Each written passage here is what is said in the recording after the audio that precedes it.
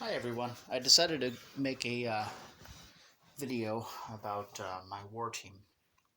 I've had a lot of success lately because I feel like I've actually found the perfect war team. It's a war team that I'm able to score constant 225s with on both Autobots and Decepticons.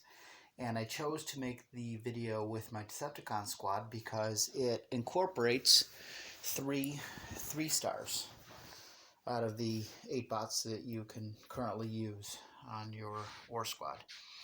And I feel that it's probably something that people aren't realizing or looking into the different strengths that it has. So let's go ahead and start some of the replays so you can kind of see how it operates and see why it's so strong.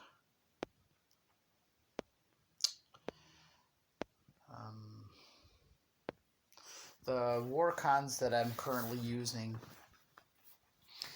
are Soundwave, Deathsaurus, Shockwave, Reflector, Gnaw, Cutthroat,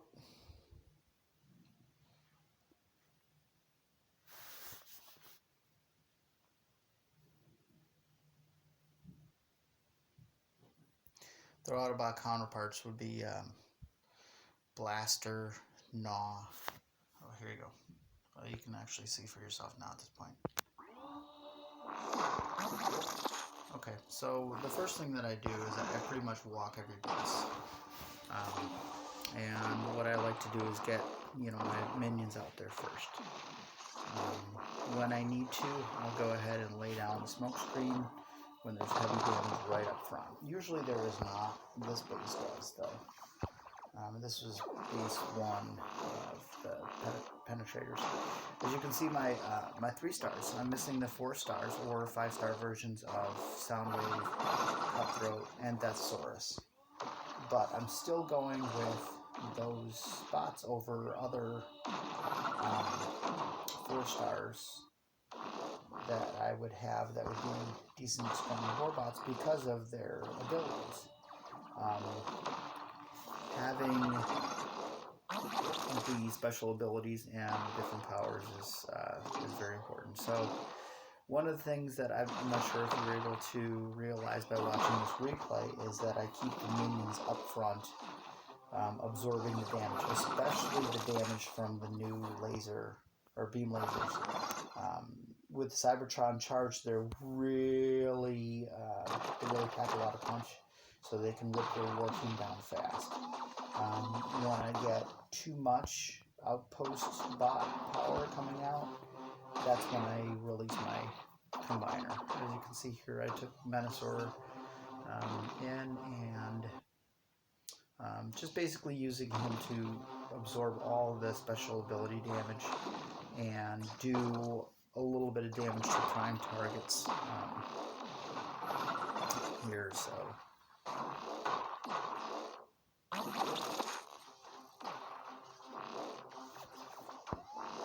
I run double healers because I need to make sure that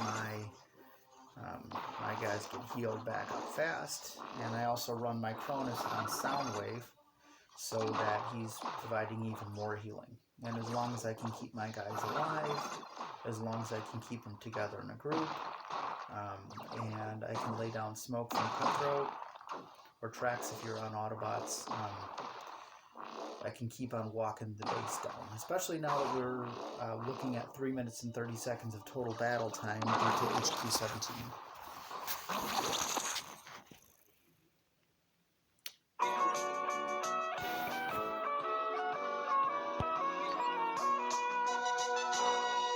That was base 1. I'm going to run you guys through all 5 bases, including the commander. And that way you can see kind of different looks. You can see how my team functions, how they keep on walking down bases. Gnaw and Soundwave or Blaster are extremely good now that they have their minions with 30% of the original casting bot's health. And that ends up giving you a whole nother robot to basically the equivalent of another robot plus to absorb damage. And they're doing damage too, so it's pretty huge. Blaster, I think, does have a slight advantage over Soundwave in that his minions kind of stay closer to the group rather than wandering off. But even with that, Laserbeak and Buzzsaw of Soundwave's minions are very durable, and they absorb a lot of damage. They just end up pulling out outpost bots faster, but that's totally okay because I've got tracks to lay down smoke whenever Cutthroat to lay down smoke whenever I need it to be.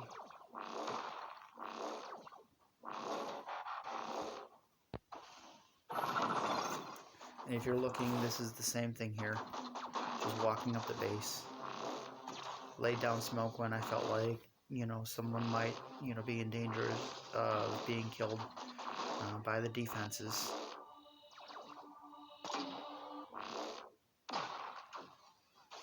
Keeping them safe. Keeping the minions up front. Quintus is a very important core.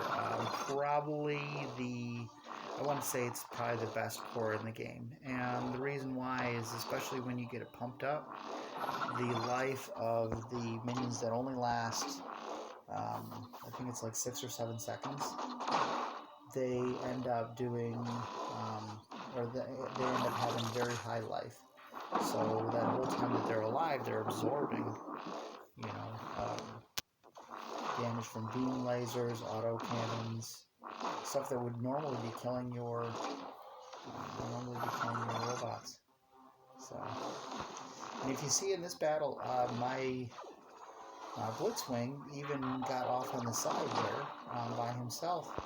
So I finally pulled in Deathsaurus, and I don't use his ability a whole lot, but he's a savior when I need it. So because Blitzwing was in trouble, I went ahead and pulled out the rest of the outpost bots. And the reason why I pulled out the outpost bots was because I needed my combiner to absorb all of that and get my group together. And as you'll see right here,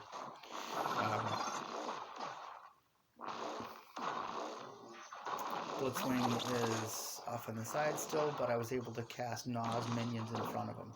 That takes the beam laser off of Blitzwing and put it on Gnaw's minions. Meanwhile, the healers were able to make it over to Blitzwing.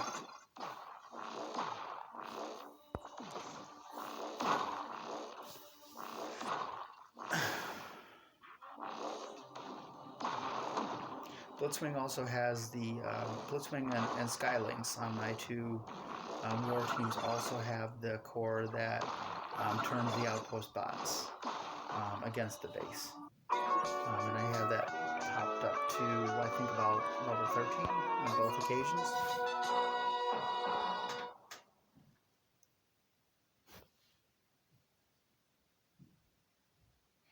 It's really important to get your prime cores, and I'll show you what prime cores I'm using at the end, but it's really important to get your prime cores up to at least level 10, if not level 13 or level 15 if you can. Let's see. Okay, we're going to head off to base 3 now.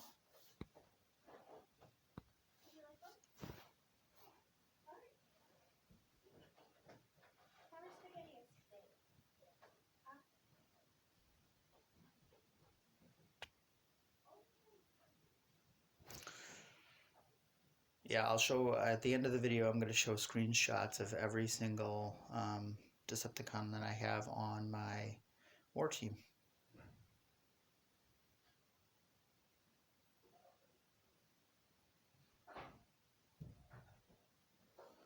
Alright, let's see. again, same thing. Start off at the front. Cast minions from Gnaw and Soundwave. Cast the Metabots from Reflector. And start working your way in. I also use Blitzwing / Skylinks specifically for taking out the shock towers.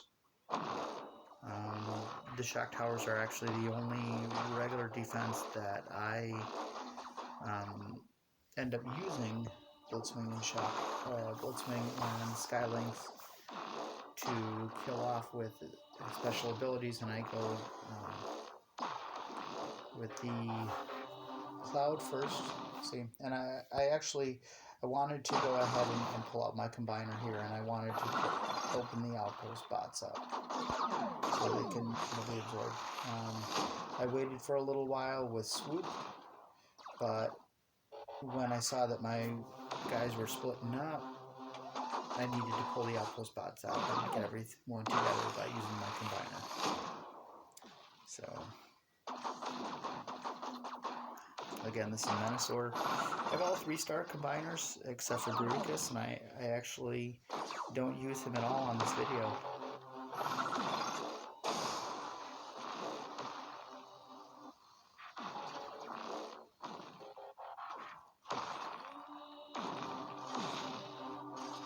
Even at 3 stars, having Death Swords with Megatronus on him and doing a sweep stuns everything and does massive damage.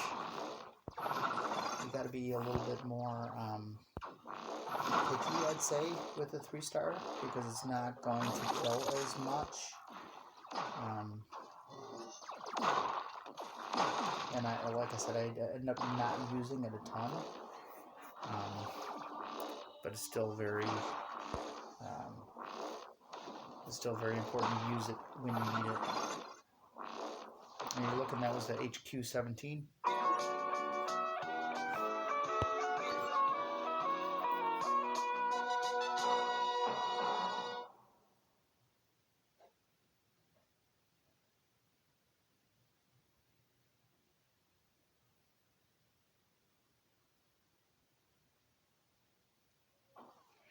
We'll go to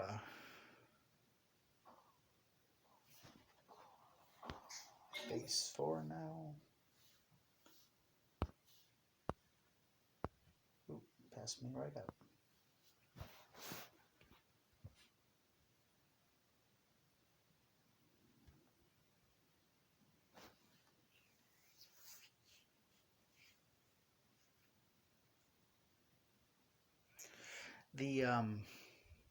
This team is so strong that you can sub in your 3 stars for it, and that's the important thing about this video that I'm making, is that a lot of people might not have the 4 stars or 5-star versions of some of the robots that I'm using, and they can still find success.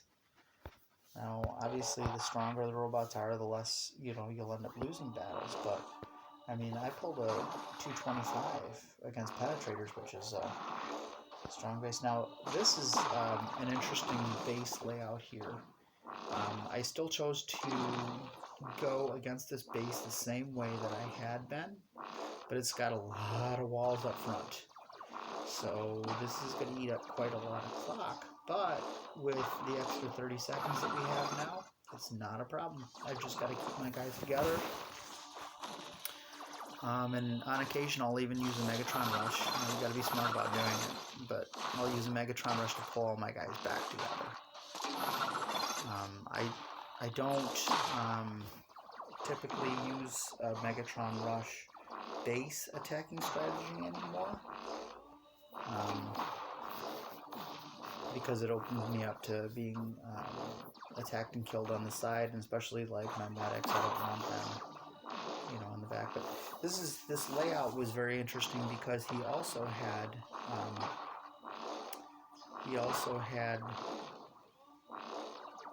the not autocannons, but the mortars that were targeting the healers specifically. And he did that on purpose to try to take out any healers that you had.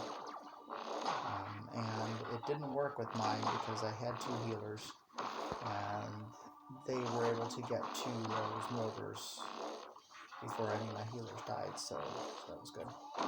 And here you go, we've got Combiner, and I couldn't wait for the last 2 outpost spots to be popped on this one. I couldn't risk there being too much damage, and I didn't want his Combiner and his outpost bots to get far back to my healer, so I had to kind of sacrifice my Combiner there. We still absorb damage and stuff like that, but I needed to keep everything in proper marching form, so.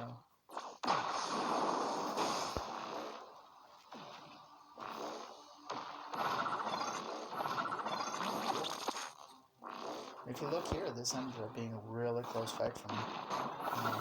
He actually took out a lot of my guys, but I'm still good here.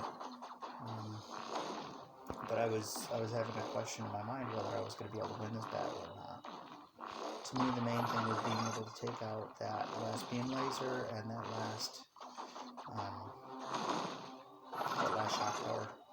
Shock tower goes down. My guys are all low on life.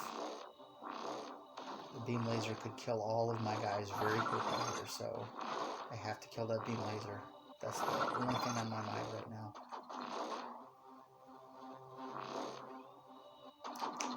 Okay, and it shows, let's see, it looks like this may end up showing a loss. But I end up winning because what happened is Naw's minions were able to be cast, and I put them on the headquarters and ended up killing them. So this replay is incorrect.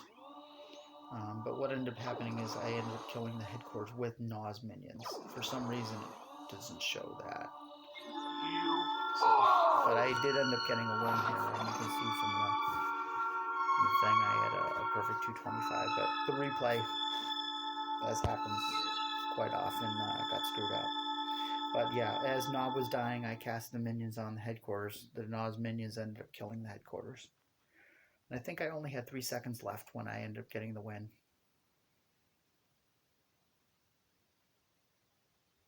We'll go to the commander next.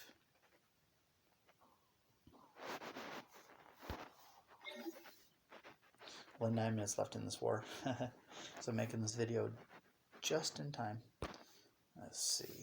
And let's see, just so you can see, 225. But even though that last replay showed a loss.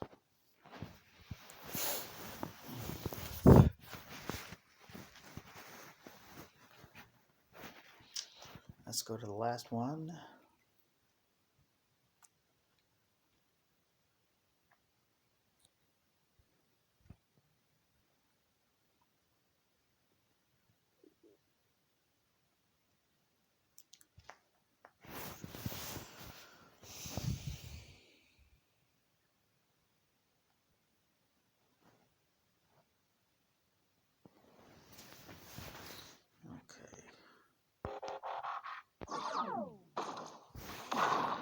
It's another interesting base layout. I actually don't think this was a particularly effective one.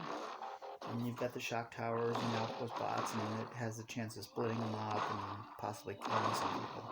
And I think I actually end up losing Cutthroat in this battle. He gets too far forward.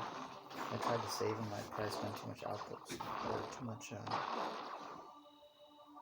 points trying to save him, but let's see if it does. I don't think it's going to do it. So this replay is again a little bit different from mine. I think it'll probably show it in,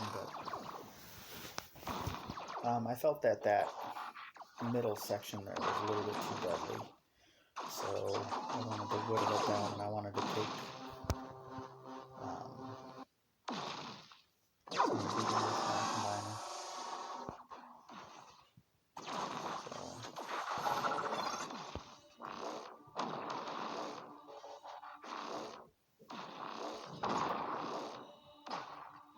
here you go.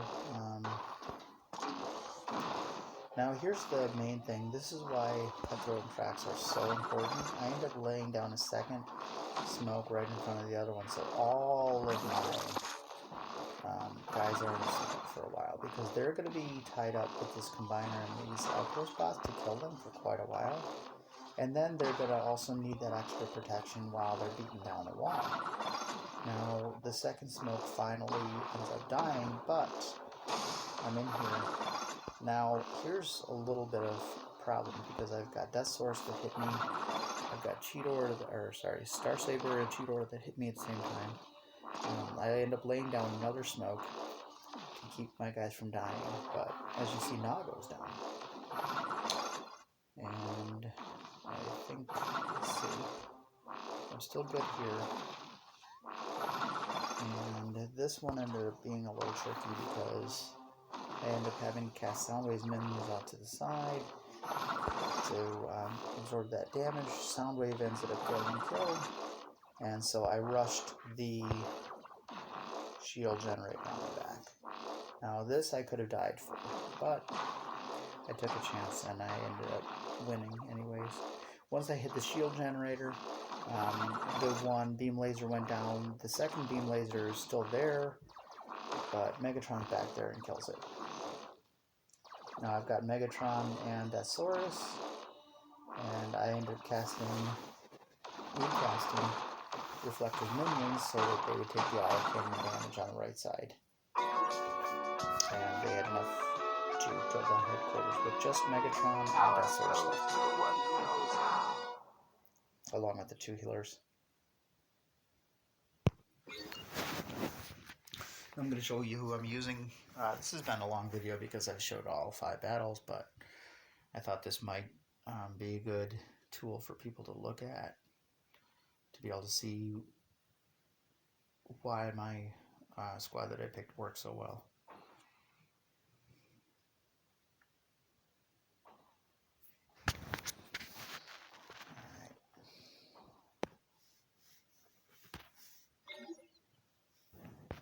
Actually, let's go to my actual wars team so I can click straight on them.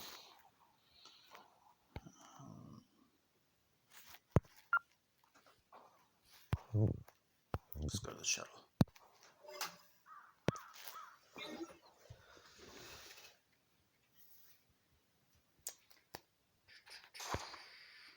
Okay, here's my war squad.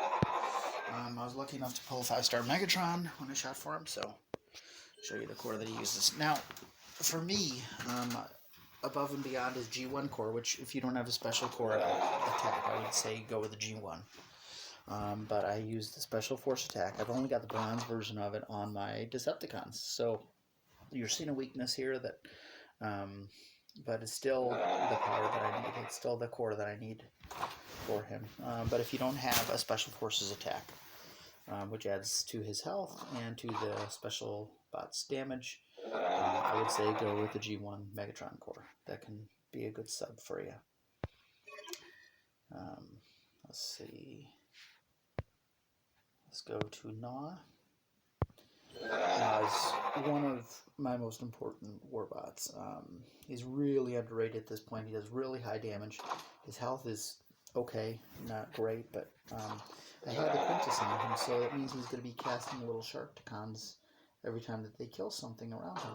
Now I've got it pumped all the way to level 15, which was expensive, but very worth it. I got his casting minions up to 30%, and I typically will, as much as possible, try to cast those right on beam lasers to end up killing the beam laser.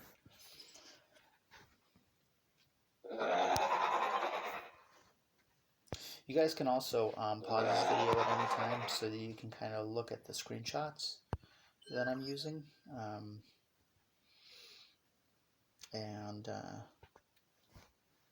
You can see here, I'm not going to bring any of my 3 stars above level 7.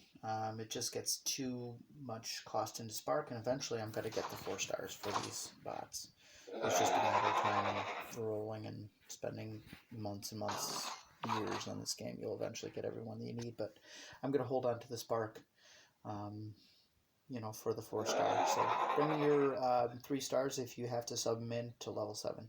Now Megatronus though, you pump that one up, and I've got it currently at level 13. It does great damage, and you can see at level 56, Deathsaurus is a nice fill-in for the 4-star.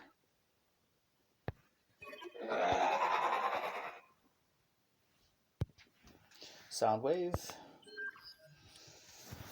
again level 7. Anything more than that I feel is spending too much spark on a 3-star. Got level 13 Megatronus, he's all the way up to 54 now. And I actually got a really late start on leveling him because I didn't realize that he was going to be a warbot for me. Once they pumped his minions up to 30% of his health, and I didn't have the 4-star, I was like, I have to power level the 3-star. And I did. And he's a big reason why I win battles now. 30% of his health, that's a good amount when he's got 13,000 health, and 51% of his damage, which is very nice because that's over 100 damage per each minion. And I do feel like Micronus is the best core for Soundwave to have. Cutthroat, you've got to have Cutthroat. If you're an Autobot, you've got to have Trax. His damage is good, his health is not bad, especially for a 3-star. And again, level 7 for the 3-star. Alpha Trion is very important. It may be, in my opinion, the second most important core next to Quintus. Those ability points, getting an extra ability point every 11.5 seconds at level 14, that's huge. That really helps me out a lot because I need to be able to have those ability points to be able to recast those minions when I need them.